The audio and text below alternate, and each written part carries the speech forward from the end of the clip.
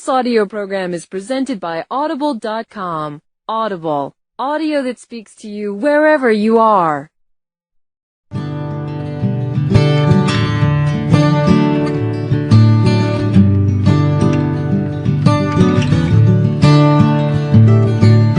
Lion, the Hare, and the Hyena.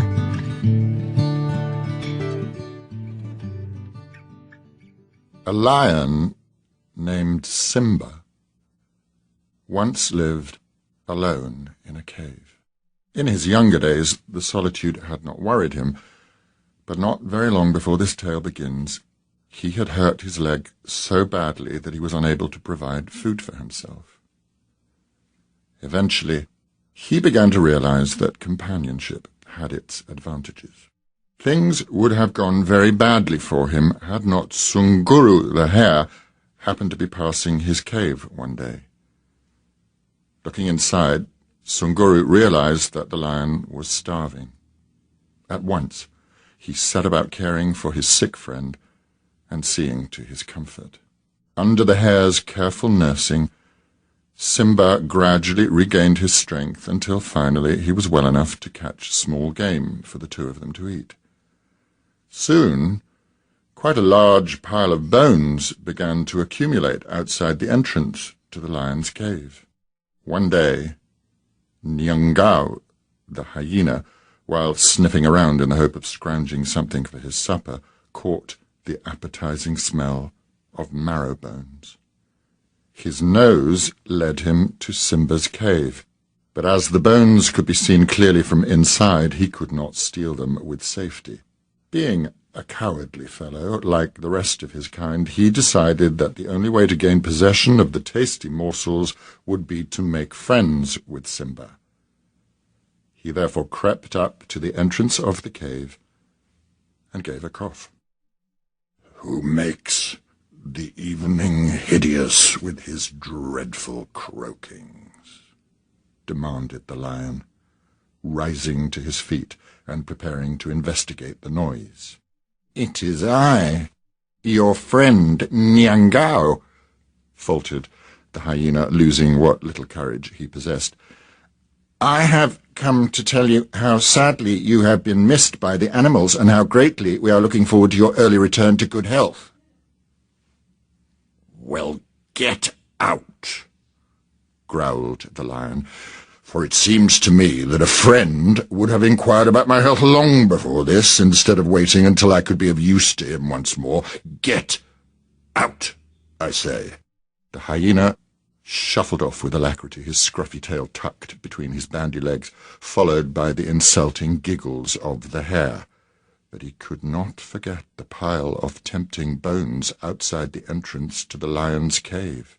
"I shall try again," resolved the thick-skinned hyena.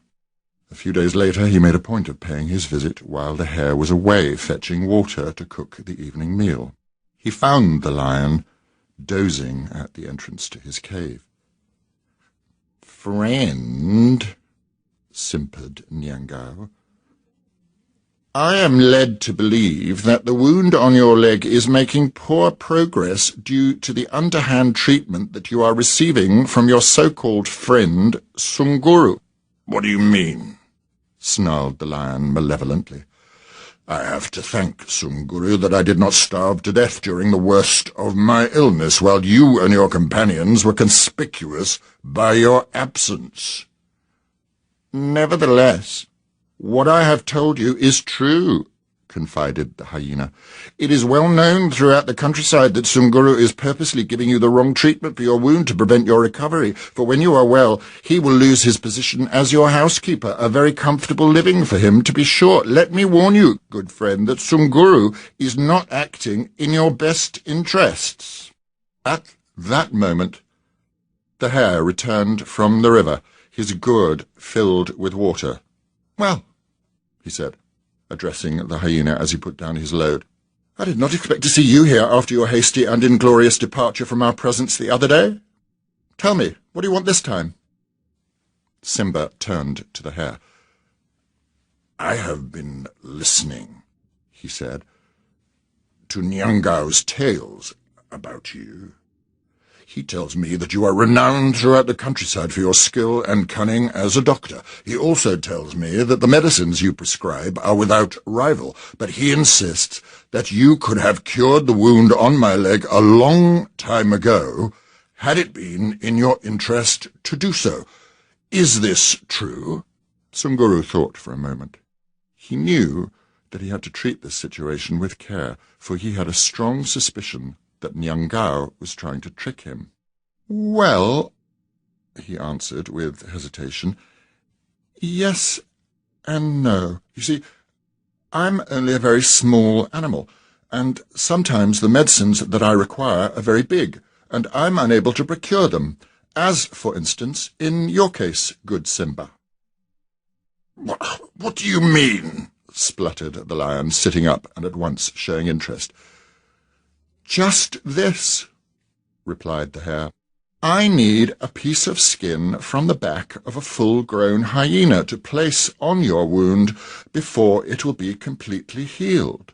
Hearing this, the lion sprang on to Nyangao before the surprised creature had time to get away. He tore a strip of skin off the foolish fellow's back from his head to his tail and clapped it on the wound on his leg. As the skin came away from the hyena's back, the hairs that remained stretched and stood on end. To this day, Nyangao and his kind still have long, coarse hairs standing up on the crests of their misshapen bodies. Sunguru's fame as a doctor spread far and wide after this episode, for the wound on Simba's leg healed without further trouble. But it was many weeks before the hyena had the courage to show himself in public again.